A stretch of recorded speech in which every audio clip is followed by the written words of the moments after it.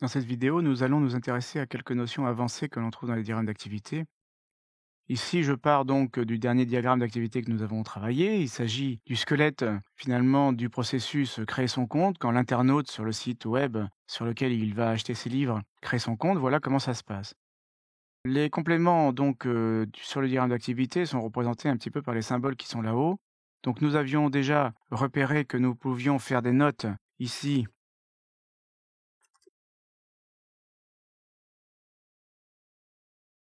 sur le diagramme UML en général.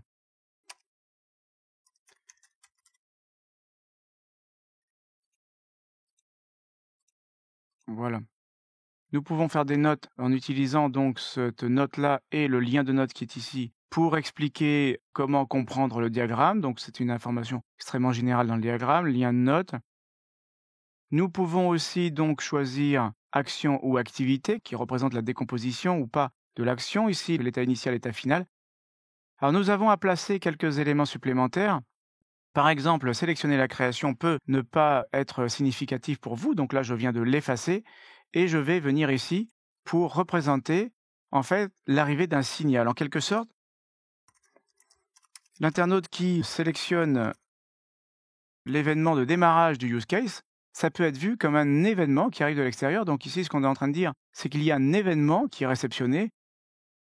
L'événement, donc, c'est finalement une information qui n'est pas maîtrisée par le processus. Remarquez que par exemple, créer le compte ici ou envoyer un message pourrait être vu comme, pour le coup, là, l'émission d'un événement. Donc là, émettre un accusé de réception, un AR. J'émets un accusé de réception. Et donc, quand on crée le compte, en fait, voilà, on termine en fait sur l'émission du message. Donc, réception du message, émission d'un message, on est devant des informations qui sont de l'ordre de l'action ici, mais on met l'accent sur le fait que vous faites intervenir des tiers. Donc là, l'émission du message, on voit bien qu'il s'agit de dire que dans le système que je vais réaliser, l'émission du message, j'ai pas l'intention d'en détailler en fait les tréfonds. Je vais rester simplement sur cette sémantique qui dit que je veux avertir l'utilisateur, tout simplement. Pour ce qui est donc dans le diagramme d'activité des partitions, donc vous avez ici deux symboles, des partitions horizontales ou verticales. On doit être capable dans un outil de faire les partitions en verticale ou bien en horizontale. Donc la partition, il faut l'utiliser pour répartir les actions ou les activités sur différents acteurs. Donc là, par exemple, typiquement dans ce processus, j'ai trois acteurs, à savoir que les validations des informations de carte bancaire, c'est bien le partenaire banque qui est concerné. J'ai donc ici la partition qui va être, par exemple, le client, donc qui est en fait un internaute ici.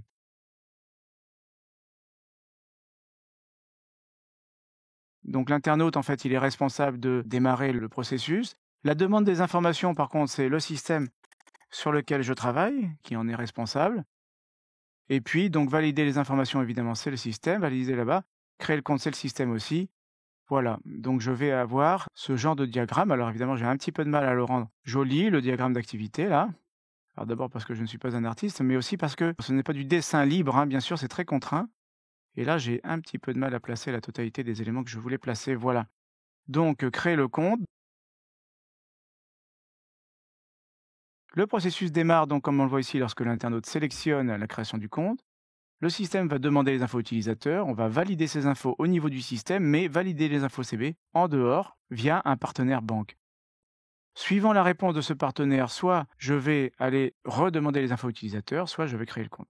Donc voilà, donc ça ce sont les partitions. Alors normalement, ces partitions sont là pour aider à la lecture du diagramme d'activité. Parmi les symboles que j'ai là-haut, je retrouve ici donc un symbole lié au temps. Alors c'est censé être un sablier. Donc par exemple, si j'avais à placer un petit peu d'asynchronisme dans mon processus, je pourrais utiliser ce temps qui marquerait par exemple l'arrivée des 3 heures de l'après-midi. Et ça, c'est donc un symbole que vous pouvez utiliser pour représenter la fin locale du flux. Alors par exemple, créer le compte. Là ici, on crée le compte. Donc on émet d'un côté un signal.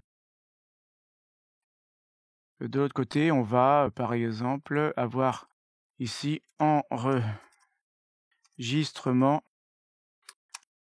du processus de création du compte, je ne sais pas, moi, quelque chose comme ça.